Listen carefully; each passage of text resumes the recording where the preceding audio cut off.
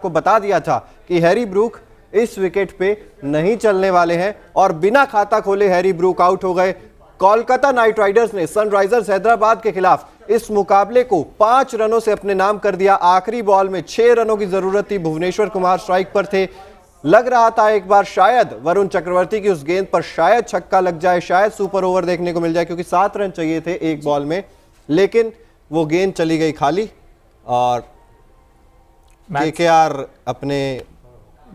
ने मैच जीत लिया और हैदराबाद ये मैच हार गया। तो लेकिन 9 रन डिफेंड किए और वरुण चक्रवर्ती ने बहुत गजब की बॉलिंग की। मैं कहता हूँ लास्ट में आकर मेरे लिए तो सबसे बड़े वही एक्स फैक्टर हैं, क्योंकि उन्होंने अब्दुल समद का विकेट निकाला है। अब्दुल समद इस सीजन वो अब्दुल समद नजर आ ही नहीं रहे हैं जिस तरीके की बल्लेबाजी वो पहले किया करते थे। अब्दुल समद को क्या हो गया है समझ में नहीं आ रहा है। हैरी ब्रूक को क्या हो गया है समझ में नहीं आ रहा है। वहीं दूसरी तरफ देखिए केकेआर के खेमे में खुशियां बहुत सारी हैं, क्योंकि अच्छी पारियां कुछ देखने को मिली आज। एक बार फिर से शार्दुल ठाकुर की अच्छी गेंदबाजी देखने को मिली, वैभव कुमार की अच्छी गेंदबाजी देखने को मिली, और उसके अलावा रिंकू सिंह की एक शानदार पारी, नीतीश राणा की वो पारी जो आज काफी ज्यादा प्रभावित किया उन्होंने, राहुल त्रिपाठी की ये पारी कैमियो था। ये 222.22 की स्ट्राइक रेट से 20 रन उन्होंने बनाए। हेनरिक क्लासन ने एक अच्छा कैमियो खेला, 20 गेंदे 36 रन, 180 का स्ट्राइक रेट, 1 चौका 3 छक्के इन्होंने मारे। जब हेनरिक क्लासन और एडन मार्करम खेल रहे थे तब तो लग रहा था रोमिता कि हैदराबाद इस मुकाबले को आसानी से जीत जाएगी। देखिए जैसे कि हमने प्रिडिक्शन भी किया था, कल 50-50 था हालांकि, लेकिन आपने इस बात को लेकर प्रिडिक्शन किया था कि किस तरह की पिच होने वाली है, किसके बल्ले से रन निकलने वाले हैं, कौन कल चल सकता है, और उसके मुताबिक आज जो खेल है वो निकल कर सामने आया। हालांकि देखिए हैदराबाद जब बैटिंग कर रही थी तब ज़रूर लग रहा था कि एक मजबूत स्थिति में आ सकती है, लेकिन उतना अच्छा खेल आज रहा नहीं हैदराबाद का, जिसकी वजह से आज हार हो गई। और देखिए हैरी ब्रूक की हम बात कर रहे हैं, कल चिराग ने इन्हीं को लेकर प्रेडिक्शन किया था कि इस पिच पर हैरी ब्रूक का जो बल्ला है वो उतना ज़्यादा जम के नहीं बोलता है, और कुछ हुआ ऐसा ही। 4 गेंदों का सामना उन्होंने किया, लेकिन एक भी रन उनके बल्ले से निकल के सामने नहीं आया और आखिरकार आउट हो गए।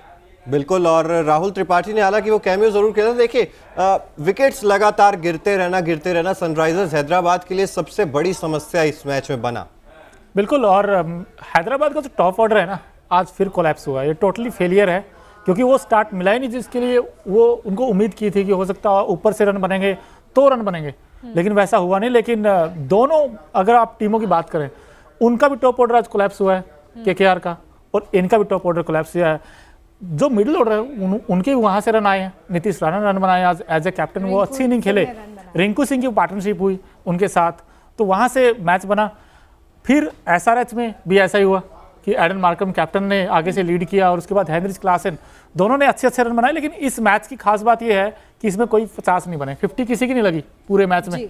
लेकिन मुझे थोड़ा सा अपसेट इसलिए हुआ हूँ मैं, डिसअपॉइंटेड, कि हेनरिक क्लासन जिस फ्लो में थे, उस बैट्समैन के पास जो फुटवर्क है, उन्होंने बैकफुट में बढ़िया शॉट लगाए हैं, क्योंकि वो पावर जनरेट करते हैं, वो बॉटम हैंड का अच्छा इस्तेमाल करते हैं। स्पिनरों के गेस्ट उन्होंने अच्छे शॉट खेले थे, वो क्यों नहीं फिनिश करके आए, मेरा ये सवाल है। देखिए आपको एक ही गेंद चाहिए होती है आउट होने के लिए, वो अच्छी गेंद हो चाहे खराब शॉट हो, वो दोनों का मिक्सचर नजर आया आज हेनरिक क्लासन की विकेट में। और मुझे लगता है कि अगर इस टारगेट को डीप लेकर जाते तो थोड़ा सा बेहतर तरीके से आप चेस कर पाते, लेकिन एडन मार्करम और हेनरिक क्लासन दोनों ने शायद ये गलती की कि आप अटैक करने को गए उस टाइम। अगर आप सिंगल्स डबल्स लेके चलते तो शायद इस टारगेट को बेहतर तरीके से चेस किया जा सकता था। लेकिन आज Okinawa effective player of the match, क्योंकि ओकिनावा की हर स्कूटी कॉस्ट इफेक्टिव है, उसी तरह से आज इफेक्टिव पारी खेली है रिंकू सिंह ने, जो अभी आपकी स्क्रीन पर आएंगे। Effective player of the match Okinawa की तरफ से। देखिए 46 रन बनाए हैं 35 गेंदों का सामना करते हुए, 131.43 की स्ट्राइक रेट, 4 चौके लगाए हैं और 1 छक्का इन्होंने लगाया है। और शायद ये इसलिए आज बने हैं Okinawa effective player of the match, क्योंकि इनसे ज्यादा रन आज किसी ने इस मैच में बनाए नहीं है। बिल्कुल, देखिए रिंकू सिंह लगातार अच्छा परफॉर्म कर रहे हैं। सबसे अच्छी बात यह है कि जहां पर आपके जो टॉप ऑर्डर के प्लेयर्स हैं वो उतना अच्छा नहीं खेल पा रहे हैं, मिडिल ऑर्डर में आते हैं, अच्छी पारी खेलते हैं, और टीम के लिए अच्छे रन बटोरने का काम करते हैं, जो आज भी उन्होंने किया और इसलिए वो effective player of the match हैं। और कोलकाता में मुझे लगता है कि रिंकू सिंह जो है कंसिस्टेंट प्लेयर के तौर पे अपने आप को स्टैब्लिश करने में सफल रहे हैं, जो लगातार परफॉर्म कर रहा है। बिल्कुल बिल्कुल, क्योंकि वो जिस समय आए थे आपके तकरीबन 5 ओवर हो चुके थे और 35 रन पर आपने 3 विकेट खो दिए थे। उस समय रिंकू सिंह आए और वो जो कैमियो इनिंग खेली, हालांकि 50 बना देते तो और खुश होते हैं हम लोग कि यार चलो आज 50 बनाइए, बट 46-35 बॉल्स में ये अच्छी नॉक है और एक ऐसे विकेट के ऊपर जिसमें कि गेंद थोड़ा सा रुक के फंस कर आ रहा था। आप अक्रॉस द लाइन नहीं खेल सकते इस विकेट के ऊपर, आप जितना थ्रू द लाइन खेलोगे वो आपके लिए इफेक्टिव साबित होगा। और ऐसे ही आज रिंकू सिंह ने किया, नीतीश राणा ने किया, उन्होंने गेम चलाया और जिसकी वजह से उनकी दोनों की जो आउटस्टैंडिंग है, जो पार्टनरशिप हुई, उसकी वजह से ये स्कोर जो है केकेआर का वो डिफेंड कर पाए हैं। क्योंकि देखिए अगर यहाँ पर रन कम रह जाते, क्योंकि हम बात कर रहे हैं केकेआर की तरफ से भी वो इतनी अच्छी शुरुआत उन्हें मिली नहीं थी, जैसा कि अभी मोनू ने भी बताया कि 35 रन पर आपके 3 विकेट गिर चुके थे। जेसन रॉय ने हालांकि 20 रनों की पारी खेली थी, गुरबाज बिना खाता खोले पहली गेंद पर आउट हो गए थे और वेंकटेश अय्यर ने भी 7 ही रन बनाए थे आज 4 गेंदों का सामना करते हुए। यानी कि केकेआर भी फंस गई थी पहले शुरुआत में, लेकिन उसके बाद रिंकू सिंह और नीतीश राणा ने जिस तरीके से शॉट्स खेले, टीम को संकट से बाहर निकाला, तो संकट मोचक यही दो थे आज केकेआर की अगर मैं बात करूं तो। बिल्कुल, हालांकि बाद में आकर आंद्रे रसल ने भी वो कैमियो नहीं खेली है, 24 बनाई सिर्फ 15 बॉल्स में, 2 लंबे लंबे छक्के भी लगाए थे उन्होंने आकर। हालांकि उसको थोड़ा सा और एक्सेलरेट करते तो हो सकता है ये और स्कोर बन जाते, 20-30 रन और ऐड हो जाते स्कोर में, लेकिन इसको इनफ था मेरे लिए, मुझे ठीक था, मैच विनिंग टोटल था ये। बट आपके जो गेंदबाज है उनमें थोड़ी सी कहीं ना कहीं नीतीश राणा की मुझे कैप्टनसी पे थोड़ा सा सवाल इसलिए उठा है क्योंकि आपके जो विकेट टेकर थे शार्दुल ठाकुर, उनको बीच में आपने बॉलिंग अटैक पर नहीं लेकर आए। आप वापस उन्हीं गेंदबाजों के साथ चले गए। आंद्रे रसल ने भी आज ठीक गेंदबाजी की, लेकिन सुनील नारायण को आप बार बार गेंदबाजी कराते रहे। मेरे ख्याल से अगर आप श्रेयस को भी आज मिस किया इन्होंने, वो अगर होते तो हो सकता है विकेट चटका देते, क्योंकि उनमें वो एबिलिटी है विकेट टेकिंग, क्योंकि ब्रेक थ्रू दिलाते हैं आपको टाइम टू टाइम। बट आज शार्दुल ठाकुर रन तो केकेआर की तरफ से किसी ने ज्यादा खाए नहीं। वैभव अरोड़ा एक ऐसे इकलौते गेंदबाज है जिनकी इकोनॉमी 10 से ऊपर है, लेकिन वो 2 विकेट्स आपको निकाल कर देकर गए हैं। और मार्को एंसन का वो विकेट जो लास्ट में अंतिम कुछ ओवर्स में आया, अगर वो ना आता तो शायद हैदराबाद इस मुकाबले को जीत जाती। तो ब्रेक थ्रू उन्होंने भी दिला कर दिया है। तो ऐसी बात नहीं है। देखिए गेंदबाजी में चेंजेस बहुत ज्यादा कर रहे थे और ऐसा लग रहा था कि भाई तेजी से कर रहे हैं, लेकिन जो भी आज नीतीश राणा ने किया वो उनके फेवर में ही कहीं ना कहीं जा रहा था। ये आंद्रे रसल की वो पारी है, कैमियो है, 24 रन बनाए आज। वो रसल द मसल पावर की शुरुआत एक बार देखने को मिल गई थी, हालांकि लंबी पारी नहीं देखने को मिली, लेकिन 2 छक्के लगा दिए थे। Bhuvneshwar Kumar 4 over 33 run, 1 wicket इन्होंने हासिल किया। चलिए गेंदबाजी ठीक, not so good not so bad, लेकिन बल्लेबाजी में जो अगर कर देते कमाल तो निश्चित तौर पर आज शायद आप कह सकते थे कि भुवनेश्वर कुमार ही ओकिनावा इफेक्टिव प्लेयर बन सकते थे, लेकिन बने रिंकू सिंह, जिन्होंने 46 रन बनाए 35 गेंदों का सामना करते हुए। एक शानदार पारी आज एक बार फिर से देखने को मिली और वो कॉन्फिडेंस झलकता है रिंकू सिंह के बल्लेबाजी में। जब भी बल्लेबाजी करते हैं फ्रीली और ऐसा लगता है कि कोई दबाव नहीं है किसी चीज का उनके ऊपर। सबसे बड़ी बात देखिए कि जैसा कि आप दोनों ने जिक्र किया कि अगर 35 रन पे 3 विकेट आप हो चुके हैं, उस वक्त अगर आप बैटिंग करने आ रहे हैं तो एज अ बैट्समैन आप पर ये भी प्रेशर है कि यहाँ से आपको बहुत संभल कर खेलना है, क्योंकि आपको एक स्कोर भी खड़ा करना है सामने वाली टीम के लिए। उस प्रेशर में इतना अच्छा खेलना, इतना अटैकिंग खेलना, ये सबसे ज़्यादा खास बना देता है रिंकू सिंह की पारी को, और इसलिए वो आज हमारे ओकिनावा इफेक्टिव प्लेयर बने हैं। लगातार हम और भी प्लेयर्स की बात कर रहे हैं। नीतीश राणा की बात करें तो 31 बॉलों का सामना किया, 42 रन उनके बल्ले से निकले हैं। हालांकि आज अच्छी पारी इनकी तरफ से भी, मुझे लगता है कि रिंकू सिंह और नीतीश राणा की तरफ से 40 के पार रन्स बने हैं बस। बिल्कुल, और क्योंकि हाईएस्ट रन स्कोरर इस मैच में, मतलब अचंबा सा हो रहा है कि 171-72 बन भी गए, दूसरी पारी में भी सिर्फ 5 रन शॉर्ट रह गए, लेकिन आज किसी ने 50 नहीं लगाई। ये चीज सुन के थोड़ी सी हैरानी जरूर होती है। लेकिन ओकिनावा कलरफुल मूवमेंट की अगर हम बात करें, जैसे कि भीड़ में भी आपको कलरफुल दिखाती है ओकिनावा की हर स्कूटी, उसी तरह से आज कुछ कलरफुल मूवमेंट्स देखने को मिले इस मैच में। सनराइजर्स हैदराबाद बनाम कोलकाता नाइट राइडर्स, ये एक छोटी सी बच्ची जो फ्लैग लेकर खड़ी थी हैदराबाद का, आंद्रे रसल का ये कैच जो आंद्रे रसल भी नहीं भूलेंगे, और एडन मार्करम का ये कैच। तो आज 2 खूबसूरत कैचेस देखने को मिले और ये खूबसूरत सा मूवमेंट जो था वो बना है आज का Okinawa colourful movement of the match.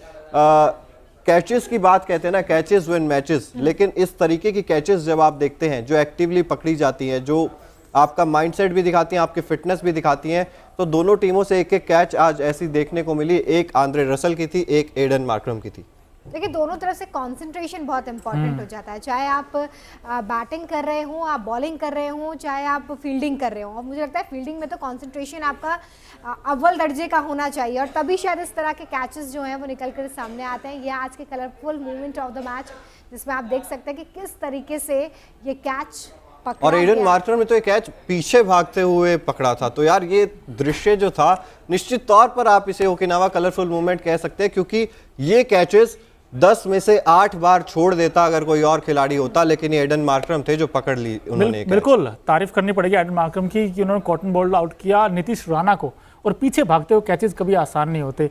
उन्होंने कैच तो पकड़ा, बट उन्होंने मेरे ख्याल से मैच छोड़ दिया, क्योंकि जिस फ्लो में बैटिंग कर रहे थे वो 41 बनाए 40 गेंदों का सामना। लेकिन शुरू में थोड़ा सा कूल काम एंड कंपोज दिखे, धीरे धीरे उन्होंने स्टार्ट किया था। मुझे लगा मैच बन गया है, वो मैच निकल सकता था आराम से, बट पता नहीं यार, आई डोंट नो उनको क्या दिमाग में आया कि वो शॉट खेला। वो शॉट मेरे ख्याल से नहीं खेलना चाहिए था उस समय, क्योंकि आपको मैच डीप में लेके जाना चाहिए था, और ये मैच आसानी से आप जीत सकते थे, क्योंकि आपने जब वो आउट हुए थे सिर्फ 46 चाहिए थे, सिर्फ 32 बॉल्स में जब वो और वो इनसाइड आउट जब आप खेलते हैं ना, तो एक तो उस तरफ मैदान बड़ा था लॉन्ग ऑफ वाली साइड, जहां पर आपको पता था कि या तो प्योर टाइमिंग हो या आपके पास उतनी ताकत हो कि आप लॉन्ग ऑफ के फील्डर को निकाल सकते हैं। वहां पर रिंकू सिंह मौजूद थे शायद, और उन्होंने कैच पकड़ा सूझबूझ के साथ, अपने आप को कूल काम रखते हुए। लेकिन शॉट सिलेक्शन मैं कहूंगा, क्योंकि आपकी टाइमिंग उस पर इतनी ज़्यादा अच्छी थी नहीं, और जिस तरीके से वो गेंद लहरा रही थी और उस तरफ मैदान बड़ा था, तो ये मुझे लग रहा है कि एडन मार्करम की गलती थी कहीं ना कहीं। लेकिन आज रोमांच मैच में था, बिल्कुल ये मानने आखिरी वाली गेंद बात तक है कि जिस रोमांच का जिक्र आईपीएल में होता रहा है, उस रोमांच के साथ आज ये मैच जो है वो सामने आया। और हम भी यहाँ पर डिस्कशन से पहले यही देख रहे थे कि किस तरीके से रोमांच जो है वो आखिरी बॉल तक हमें देखने के लिए मिला, लेकिन रोमांचक मैच जो है वो केकेआर जीत गई है। आज थोड़े से निराश मूड, नो बॉल भी देखने को मिली, नो बॉल पे चौका देखने को मिला, फ्री हिट डॉट देखने को मिली, मतलब सब कुछ देखने को मिला। जैसे रोमिता ने कहा, मैं इसलिए भी अपसेट हूँ क्योंकि कभी मैंने ऐसे मैच देखे नहीं है जिसमें आपके सिर्फ 38 चाहिए, आपको 30 बॉल्स में, या 28 बॉल में 40 चाहिए, उसके बाद आप मैच हार जाते हो। आपने सिर्फ 5 विकेट ही तो खोए थे। और किस पे फोड़ेंगे? मैं मार्करम पे फोड़ूंगा, मुझे लगा मार्करम और हेनरिच क्लासेन ने तो क्लास दिखाई आज बैटिंग में, वो फिनिश करते हैं। आज का गेम अगर आप छोड़ दें, इसमें फिनिश नहीं कर पाए, बट वो तो उन्होंने तो मैचेस फिनिश किए इस टीम के लिए। एडन मार्करम की गलती कैसे हुई? मतलब एडन मार्करम किस लिए, क्योंकि कैप्टन है, वो कैप्टन है, लेकिन देखिए विकेट्स तो अब इस चीज पर मुझे लगता है कि लगातार विकेट्स गंवाते रहना, पार्टनरशिप को बिल्ट नहीं होने देना, ये हैदराबाद की हार की सबसे बड़ी वजह रही। क्योंकि एडन मार्करम अकेले तो मैच जितवा नहीं सकते, अभिषेक शर्मा ने ऊपर से रन नहीं बनाए, राहुल त्रिपाठी जल्दी आउट हो गए उसके बाद 20 रन बनाकर। दूसरी तरफ बात करें मयंक अग्रवाल, वो आज अच्छे टच में नजर आ रहे थे, वो भी अपना विकेट फेंक कर चले गए। तो फिर विकेट्स का जो पार्टनरशिप बिल्ड करनी चाहिए थी, जहां पर वो एक भी पार्टनरशिप अच्छी बिल्ड होती हुई नहीं दिखाई दी, एक पार्टनरशिप जो दिखी थी वो टूटते ही सनराइजर्स हैदराबाद का काम तमाम हो गया। नहीं, लेकिन ये जो विकेट था, मैं बार बार कहता हूं कि ये विकेट आप अगर आप सीधे बैट से खेलते तो आपके रन आते, और ऐसा ही काम कर रहे थे आपके हेनरिच क्लासेन भी और एडन मार्करम भी, क्योंकि वो सेट हो चुके थे, उनको स्टार्ट मिल चुका था, वो आराम से मैच ले जा सकते थे। लेकिन अब पता नहीं हेनरिच क्लासेन के मन में क्या आया कि वो उसमें एलिवेशन नहीं मिला। शॉट था, हालांकि अच्छा खेला था उन्होंने, टॉप ऑफ द बैट लगी वो गेंद, लेकिन वो आउट हो गए। उसके बाद तो फिर मुझे लगा था कि मैच फंसेगा, और रोमिता जी की बात सच होगी, इन्होंने बताया था कि मेरी केकेआर जीतेगी, और आज इनकी केकेआर ने बाजी मारी है। और खासकर वरुण चक्रवर्ती, डिफेंड करना 9 रन बहुत मुश्किल होता है लास्ट ओवर में, बट उन्होंने वो डिफेंड किए हैं। बिल्कुल डिफेंड किए हैं। अच्छी पारी जो है वो खेली गई केकेआर की तरफ से, और हैदराबाद थोड़ी सी चूक गई है। हालांकि 5 रन ही सिर्फ चेस करने थे, लेकिन जीत 1 रन से ही होती है और हार भी 1 ही रन से होती है। और यहाँ पर आज जो है वो हैदराबाद चुकी है। और कुल मिला के जो हम कल बात कर रहे थे कि बदलों का जो पैटर्न है बिल्कुल बरकरार है, और ये बदला ले लिया गया है। हाँ, वो हैदराबाद ने बड़े मार्जिन से जीता था हालांकि, क्योंकि तब 228 बना दिए थे हैदराबाद ने कोलकाता में जाकर। और लेकिन अब यहाँ पर एक थोड़ा सा कह सकते हैं कंपैरेटिवली लो स्कोरिंग मैच था जहाँ पर, और अब बदला ले लिया डेफिनेटली, क्योंकि पहले हैदराबाद ने कोलकाता को हराया था कोलकाता जाकर, अब कोलकाता ने हैदराबाद आकर हैदराबाद को हरा दिया। और अब बदले जो है वो मतलब सीरियसली लिए जा रहे हैं मोनू, क्योंकि देखिए आरसीबी ने लखनऊ को हराकर बदला लिया, मुंबई ने पंजाब को हराकर बदला लिया, हैदराबाद को कोलकाता ने हराकर बदला ले लिया है, तो मतलब बदलों का दौर जारी है। और अगर बदलों की ही बात है तो बदला एक कल भी आने वाला है। राजस्थान रॉयल्स बनाम गुजरात टाइटंस, क्योंकि गुजरात में जाकर राजस्थान ने गुजरात को हरा दिया था 3 विकेट से, और अब गुजरात आ रही है राजस्थान, यानी कि कल का दिन, शुक्रवार का दिन, शाम 7:30 बजे जयपुर के सवाई मानसिंह स्टेडियम में वो मुकाबला खेला जाएगा, राजस्थान रॉयल्स बनाम गुजरात टाइटंस। फटाफट से सबसे पहले रोमिता जी से जानने की कोशिश करेंगे, फेवरेट्स राजस्थान या गुजरात? गुजरात। मतलब मान रहे हैं कि बदला लिया जाएगा? हाँ, मैं तो इसी पैटर्न पे ही बोल रही हूँ कि फिलहाल जो मौसम चल रहा है ना वो ऐसा ही है। हालांकि मौसम बहुत बार बदल रहा है, लेकिन अभी जो पैटर्न है वो यही फॉलो हो रहा है। तो उस और पैटर्न भी देखिए, पैटर्न में एक और चीज भी खास है कि अपने ग्राउंड पे हारते हैं और सामने जाकर हरा कर आते हैं। आरसीबी ने भी ऐसा ही किया, मुंबई ने भी ऐसा ही किया, हैदराबाद ने भी आज, कोलकाता ने भी आज ऐसा ही किया, और कल गुजरात भी जा रही है राजस्थान में बदला लेने के